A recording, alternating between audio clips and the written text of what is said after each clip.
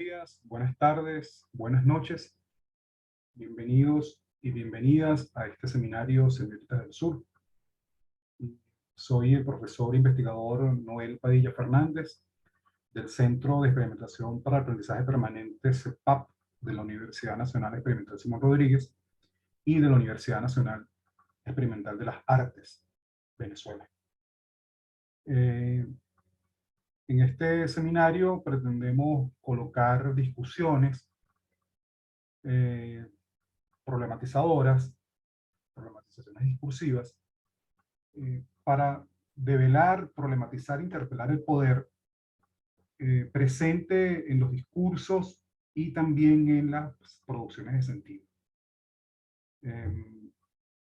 Comenzar esta primera clase del seminario que hemos denominado Mediaciones y Problematizaciones Discursivas, es porque consideramos importante acercarnos, dar una mirada compleja al fenómeno de las mediaciones. ¿Qué es lo que ocurre en el proceso de significación? ¿Desde dónde nosotros y nosotras producimos sentido? Y esto tiene que ver con cómo estas marcas o relaciones del poder, relaciones de dominación que están presentes en los discursos, también están presentes en las producciones de sentido. De allí que consideremos entonces central acercarnos a una discusión sobre las mediaciones digamos, con la intención de entender y de comprender las significaciones que hacemos en vínculo con las experiencias vividas y con las experiencias situadas en los contextos en los cuales hemos interactuado. Entonces, bueno, creo que esta categoría es central en esta discusión y partimos, y quisiéramos comenzar con aquello que señala Martín Barbero en relación a las mediaciones. Señala Martín Barbero que las mediaciones son el lugar donde se le da sentido a la comunicación.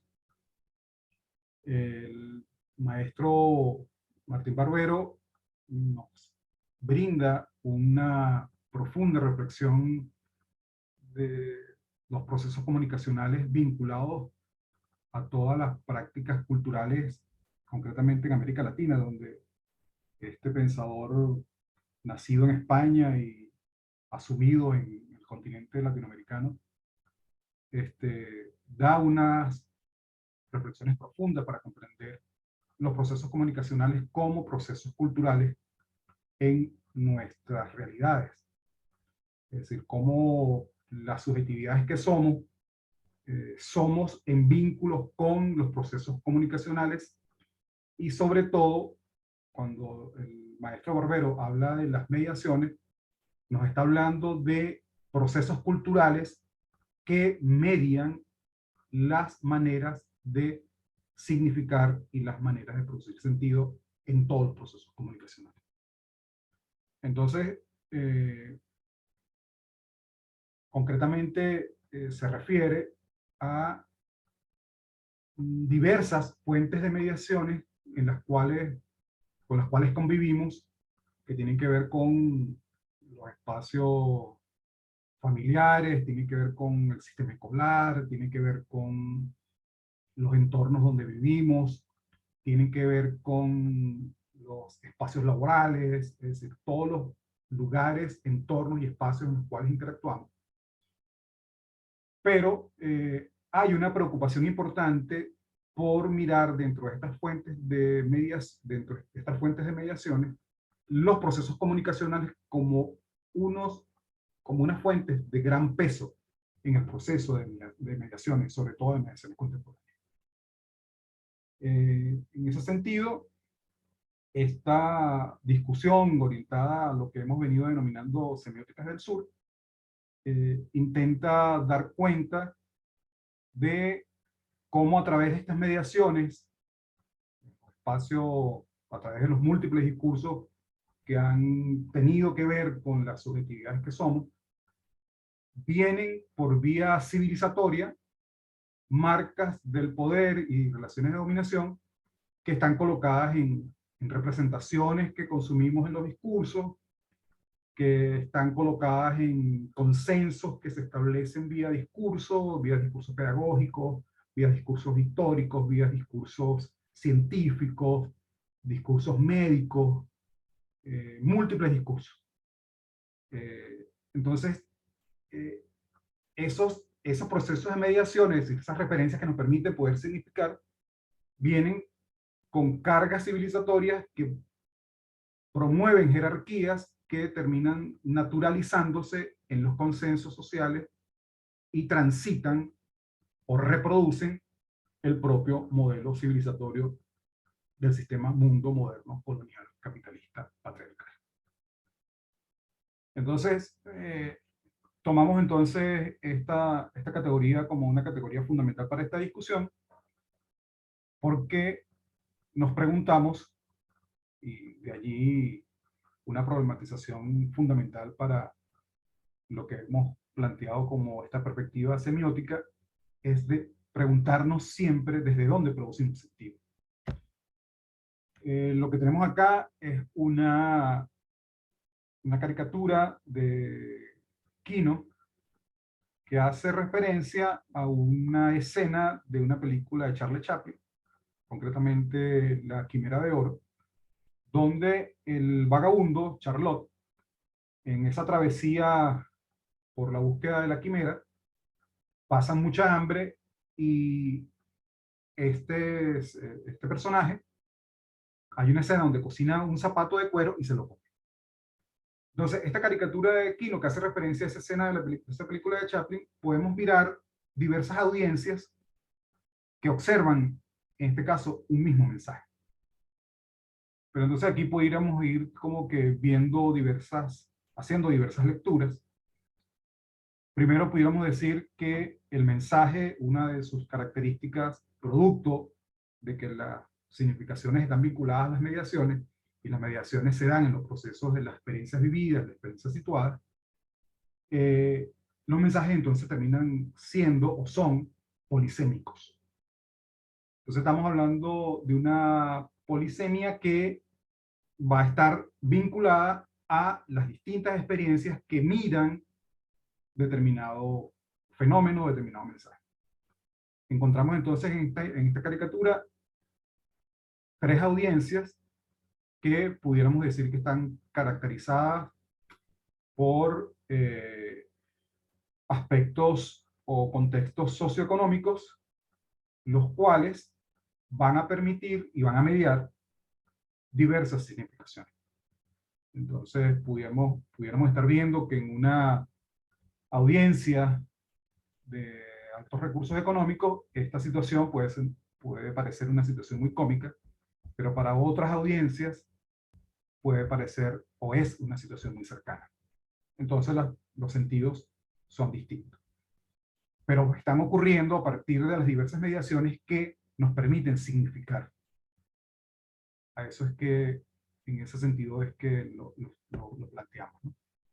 Entonces, decimos que las mediaciones están dadas a partir de las experiencias vividas y las experiencias situadas.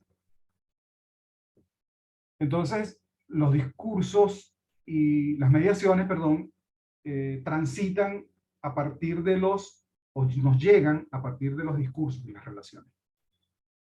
Jesús Martín Barbero, de los medios de las mediaciones, hace unas reflexiones muy interesantes que nos permiten mirar estas fuentes, múltiples fuentes de mediaciones, que terminan vinculándose a las propias relaciones, que también nos median nuestras realidades, nuestras subjetividades, y donde el maestro, por sus preocupaciones investigativas, mira con mucho detalle el tema de los procesos comunicacionales como unas fuentes de mediaciones fundamentales en las realidades contemporáneas. Pero podríamos decir entonces que aquí estamos hablando de diversos contextos, diversas experiencias situadas que van a mediar lo que somos como subjetividades. Entonces la escuela, la comunidad, los medios de comunicación, la religión, la familia, el lenguaje, y ahí quiero que tomemos esto en cuenta, lo vamos a discutir en próximas clases, porque el lenguaje es un lugar casi que invisible de colocación de mediaciones, y encontramos por allí en miradas más complejas sobre el lenguaje elementos que nos permiten comprender estas mediaciones civilizatorias que nos vienen con el lenguaje, sobre todo con las lenguas modernas, ¿no?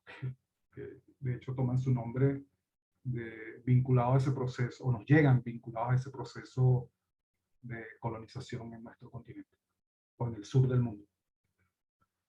Eh, estas, estos discursos y estas relaciones van, digamos, circundándonos y van colocando certezas, se van asumiendo como absolutos, van determinándose consensos, que muchos de ellos terminan construyéndose como sentido común. Y cuando llegan a ser sentido común, son consensos que muy poco se mueven, y allí tendríamos que, ahí dialogamos en todo caso con el maestro Dussel de estas preocupaciones semióticas, cuando el maestro Dussel dice que cuando se hace ruptura de la cotidianidad es donde se produce el pensar. De allí que estas preocupaciones semióticas se orientan también a generar rupturas del cotidiano para provocar esas problematizaciones y rupturas de consensos que están colocados como marcas civilizatorias, y con ellas muchas de las relaciones de poder y dominación que no solamente se enuncian en los discursos, sino que las reproducimos en nuestras propias prácticas.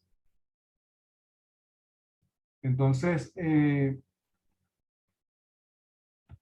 decimos que las relaciones y en los discursos transitan estos procesos de mediaciones, y hay unas preocupaciones importantes que vamos a estar dando en este curso, en este seminario, que tienen que ver fundamentalmente con discurso como construcción ontoepistémica. Decimos que, citando al maestro semiólogo Alberto Pereira, profesor ecuatoriano, que dice que el discurso es una producción simbólica y sígnica que se genera, produce, circula y consume en contextos y tiempos concretos, posibilitada por la interacción e interrelación de los sujetos en dinámicas socioculturales con base en los más variados sistemas semióticos, recursos y procedimientos. Aquí nos llama la atención esta definición que hace Alberto Pereira en términos de que son procesos, son construcciones que circulan y se consumen, es decir, se enuncian y se producen como sentido, mediados por los contextos y los tiempos, como contextos espaciales, temporales en los cuales nos encontramos y se construyen nuestras subjetividades. Colocamos acá en este diálogo al semiólogo ruso Mikhail Bakhtin, que señala que el signo, lo coloco acá porque el discurso es una construcción sígnica, es decir, son signos que van construyendo los enunciados, y dice el maestro Bakhtin que el signo es creado por una función ideológica precisa y que permanece inseparable de ella. Lo que pudiéramos entonces decir en relación a estos elementos, que esta función ideológica también entonces es inseparable de formas de ser y pensar el mundo, es decir, que responden a formas ontoepistémicas, ser y pensar, que construyen el signo. El signo entonces se produce, decimos, desde un lugar de enunciación, entendiendo el lugar de enunciación como un lugar que expresa formas de ser y pensar el mundo. Entonces, entender esto que señala esta preocupación semiótica que intenta dar cuenta tanto de lo que se enuncia como lo que se produce como sentido, nos lleva a colocarnos en una perspectiva de comprensión del discurso en complementariedad, pudiéramos decir. Decimos entonces que el discurso es algo que existe en relación discursiva. Es decir, el discurso no es solo lo que se enuncia, sino lo que produce como sentido. En ese sentido, entonces, estamos hablando de que el discurso, de que es una relación donde hay un sujeto o una sujeta que enuncia y existe una sujeta o un sujeto que produce sentido. Pero estos sujetos discursivos enuncian y producen sentido desde formas de ser y pensar el mundo. Es decir, desde lugares de enunciación. Quiero decir, desde formas de ser y pensar yo enuncio el mundo, hablo el mundo y lo comprendo también desde formas de ser y pensar. ¿Qué pasa entonces? Que los lugares de enunciación, desde donde se enuncia y donde se produce sentido, pueden ser correspondientes o pueden ser contradictorios. Pudieran ser correspondientes, pudieran ser antagónicos. Pueden haber encuentros, desencuentros, complementariedades, desacuerdos, que nos llevan, por ejemplo, a pensar que cuando se intenta decir algo o se dice algo, no necesariamente lo que yo espero que se comprenda es lo que se va a comprender. No solamente por un tema de que las mediaciones hacen que los mensajes sean polisémicos, sino que además la enunciación y la producción de sentido pueden no encontrarse en el lugar de enunciación.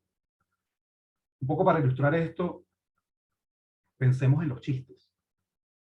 Entonces resulta que hay un chiste de configuración patriarcal o de configuración sexista, homofóbica, xenofóbica. Y ese chiste puede ser que genere risa o puede ser que genere indignación. Esto puede ocurrir porque cuando hay risa es porque hay, digamos, una significación complaciente o concordante con lo que se quiso decir, o puede haber una producción de sentido contradictoria o antagónica a esto. Cuando esto ocurre, cuando hay risas, es porque posiblemente hay coincidencias en el lugar de enunciación desde donde se enuncia y se produce sentido. Y cuando hay indignación, entonces la enunciación está en un lugar de enunciación y el sentido está en otro lugar. Creo que consideramos importante colocar estos elementos porque nos lleva a mirar entonces que esa relación discursiva es una relación compleja y que pudiera entonces darnos la posibilidad de comprender por qué hay eh, discursos que son, o enunciaciones en todo caso, no discursos, sino lugares de enunciación que a veces son invisibles en la producción de sentido o son muy visibles. Yo pudiera decir, como un ejemplo, una enunciación donde tiene una marcada o una inmanente enunciación patriarcal, y puede ser que eso no sea visto en la producción de sentido, es invisible. Si eso es invisible es porque probablemente hay coincidencia epistémica entre esa producción de sentido y la enunciación. Si es visible, esa enunciación patriarcal está vista en la producción de sentido, es porque la lectura se está haciendo desde otro lugar. Un poco para algunos elementos que van a ser trabajados más adelante durante el seminario, pero quisiera apuntar en este momento algunas cosas. Entender el lugar de enunciación como cosmogonías que narran y viven la realidad, el mundo, de una manera determinada.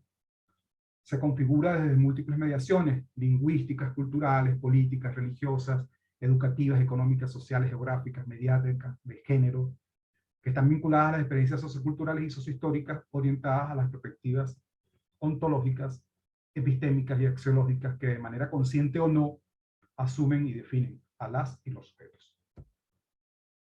El lugar de enunciación es una construcción e interpretación de los signos. Perdón, en ese sentido podemos decir que la construcción e interpretación de los signos se hacen desde, o se pueden hacer desde distintos lugares de enunciación, un poco lo que señalaba en la lámina anterior. Entonces, en esta preocupación por entender o por comprender cómo transita el poder y las relaciones de dominación a través de los discursos, estaríamos hablando de que vienen siendo colocadas por un lugar de enunciación hegemónico, que lo nombramos moderno, universalizado y eurocéntrico. Y lo eurocéntrico con 2 E, porque no solamente es Europa, sino también los Estados Unidos. Estamos hablando de una perspectiva moderna del universal que desplaza, eclipsa, desaparece lo particular, a pesar de que son formas de pensar que fueron producidas en experiencias particulares. Es decir, el pensamiento universal es un pensamiento situado, que el poder, y sobre todo a partir del proceso de colonización, se impuso universal. Y siendo universal, desplaza a la otra gran cantidad de conocimientos, de miradas, de vidas, que existen en lo particular. Allí, citar a Aimé Césaire en su carta de renuncia al Partido Comunista Francés, y lo hace precisamente colocando una crítica desde la visión universal de Europa, que eclipsa las experiencias particulares, donde en este caso Césaire se reconoce, en este caso en el Caribe. Entonces, por eso esa cita a Aimé Césaire me parece que es importante. Decimos que el lugar de enunciación, este lugar de enunciación hegemónico, entonces coloca mediaciones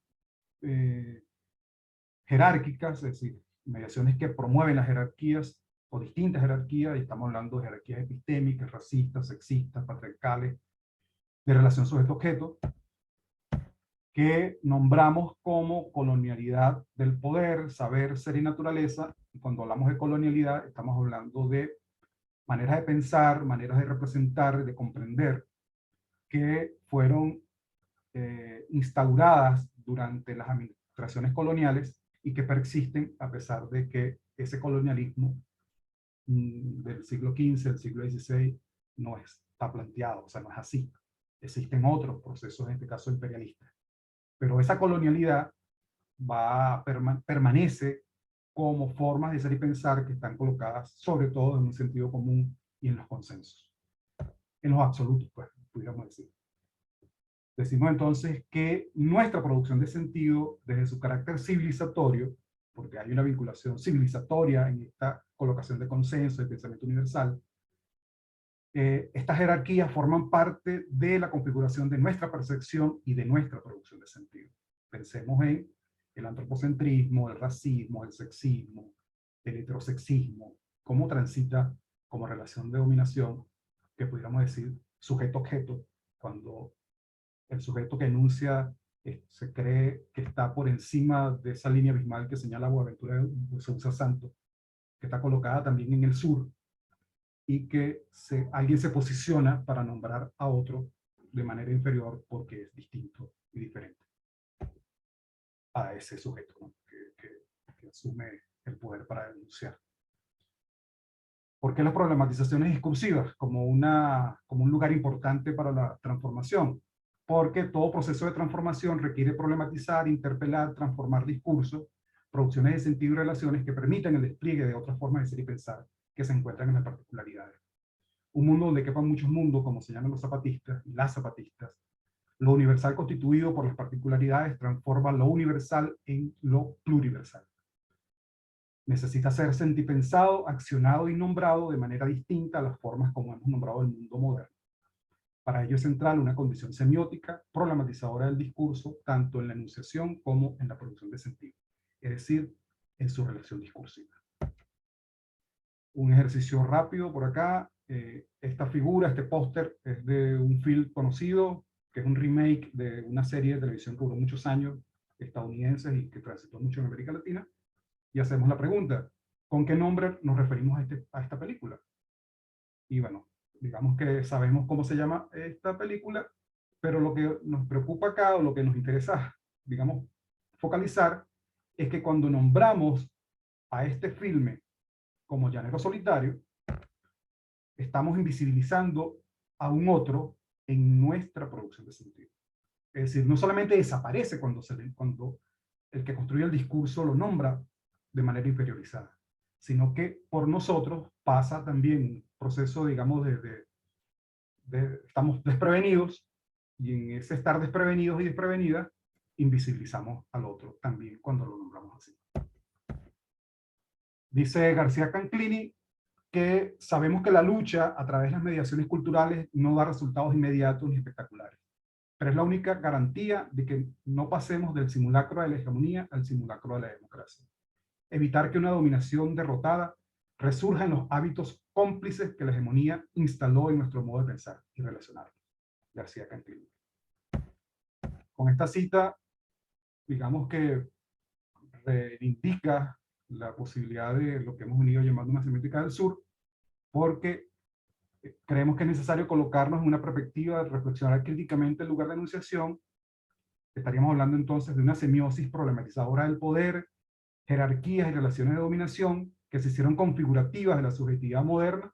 Esto supone sentipensar desde el reconocimiento de otras cosmogonías que sienten, piensan y accionan y nombran la vida de manera distinta a otras epistemes que se impusieron e imponen universales y hegemónicas en seculares procesos genocidas de conquista y colonización. Estaríamos hablando entonces de lo que venimos nombrando una semiótica del sur. Sirva entonces estos comentarios como pistas para las lecturas que están planteadas en esta clase, que tienen que ver, recomendamos la lectura de los medios de las mediaciones de Jesús Martín Barbero.